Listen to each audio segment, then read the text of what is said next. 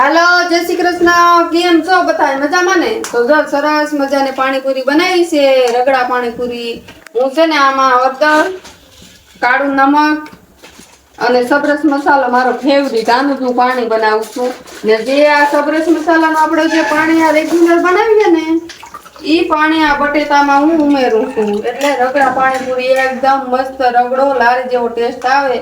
ચામાં પાણી ઉમેરી દીધું, હવે આપણે 5 થી 10 મિનિટ રાવા દઈશું એટલે એકદમ સરસ મજાનો ઘટ થઈ જશે. ને એમાં મેં હળદર, કાળા નમક અને થોડોક સબરસ મસાલો, હવે આને 5-10 મિનિટ રહેવા દઈશું. અને આજે છે ને ભાઈ મારા સિદ્ધાર્થનો જન્મદિવસ છે, તો અમે ક્યાંય બહાર જમવા નથી જતા. કા સિદ્ધાર્થ?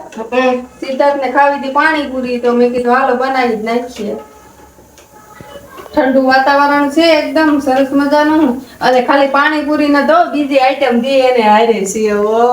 તો વિડિયો આગળમાં બના રહેજો. હાલો આ પાણીપુરી તૈયાર થાય એટલે બેસી જાય જમવા. ભૂખે જોરદાર લાગી છે. હવે આને આપણે રેવા દઈએ 10 મિનિટ.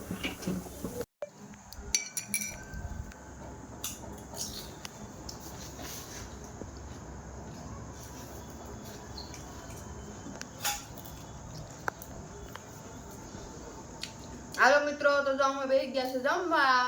સરસ મજાની થાળી જો ભરી લીધી છે આપણે. પાણી, રગડો, સૈણા, સેવ, કાંદા અને સરસ મજાની પૂરી. અને જમવામાં પછી જો લાડવા બનાવ્યા છે, અને આપણે જો બરાઈ બનાવી છે. નાને કેક કહેવાય સીધા, કેક જેવી જ લાગે.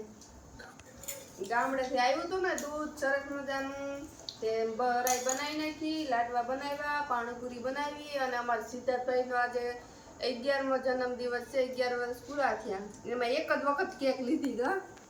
કેક લેવાની નહીં, બહાર જમવા જવાનું નહીં, ઘરે બનાવીને ખાઈ લેવાનું. જે મિત્રો તમે છે ને મારા બર્થડે વિશ કમેન્ટમાં લખી દેજો.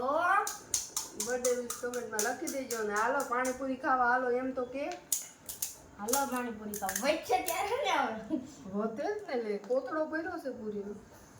ને કેવી બને ઈ તો બધાને કહી દે. કેવી બની? એટલે તો ખાવું રેવાતું નથી મારતું હો. એને રેવાતું જ ન હોય ગમે તારે. તો હાલો હવે છે ને મારે રેવાતું નથી, તો બધા જમી લઈએ. ને વિડીયો સારો લાગે ને તો લાઈક, શેર, સબસ્ક્રાઇબ કરી દેજો. જય શ્રી કૃષ્ણ.